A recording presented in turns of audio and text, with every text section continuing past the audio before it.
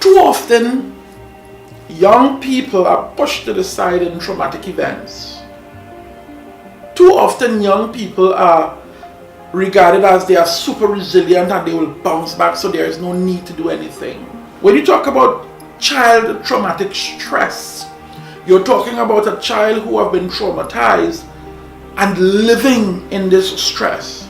It literally alters the way your brain functions. It literally causes your brain to change its trajectory. The first thing is to allow our children to speak.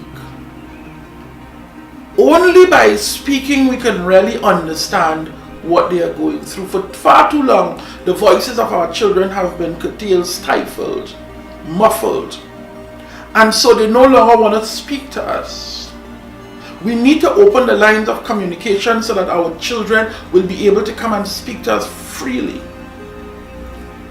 And believe them. Believe them first. Anything else after. A lot of our children don't come to us because they don't think that you will believe them. So believe them first and let's figure out the rest after. So you need to provide support. Open support for your children. Hear what they are saying to us. You need to be able to observe what they are going through. I call it the baseline. You must know the baseline of your children or your child or adolescent. And you must know when they go above or below this baseline. You must understand the changes in their life. You must understand their temperament. Now, parents will say to me, Mr. Benjamin, I don't understand this whole teenage life. My child every day they're in a different mood. And you're quite correct. Because adolescence is one of the most tumultuous time for a person as in their development.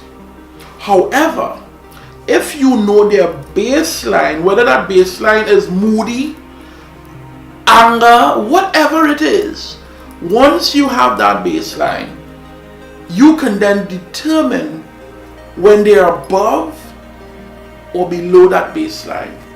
That is the beginning of the treatment, by observing. Allow our children the opportunity to play. Allow our children the opportunity to play. Allow them, through play, you will recognize a lot of things. Children naturally like bright colors. Yellow, orange, blue, green. They like bright colors. Anytime your child is drawn to dark colors only, you need to find out what's going on there. Children are obsessed with drawing in the lines. And if they're all over a picture, especially with dark colors, you need to take stock. You see, because I know all of you cannot come to a therapist or to a psychologist or find a social worker. So you need to understand the basic elements within your own home. When a child cannot put blocks together, how they respond, they pelt it, they break it up, they throw it away. Those are critical things to pay attention to. Just sit and watch and observe their play, and it will speak a lot to you. Have them draw for you. Tell them to draw how they feel if they cannot verbalize how they feel. Tell them to draw it. Use examples for them. Children like to feel safe. Children like to be where they feel safe. And to be with a person they feel safe with. And anytime a child doesn't feel safe with a person, you need to ask yourself some questions. Do not force your child or children to be with a person or a place that they're not feeling safe. Something might be going on there. And that is important for you to understand. We need to encourage our older children, our adolescents, to speak up. We need to allow them the space to be. We are so caught up with the risk-taking and the excitement of adolescence, we miss the golden opportunities that they present. Allow them the voice so that they can express to you how they feel.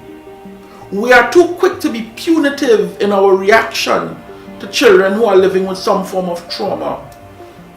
Rather than be so quick to punitive, take a pause, allow them the voice so that they can speak. Above all, seek professional help. Seek professional help. Start with your general doctor if you don't know where to go. Always know when something is amiss or awry, and always seek professional help.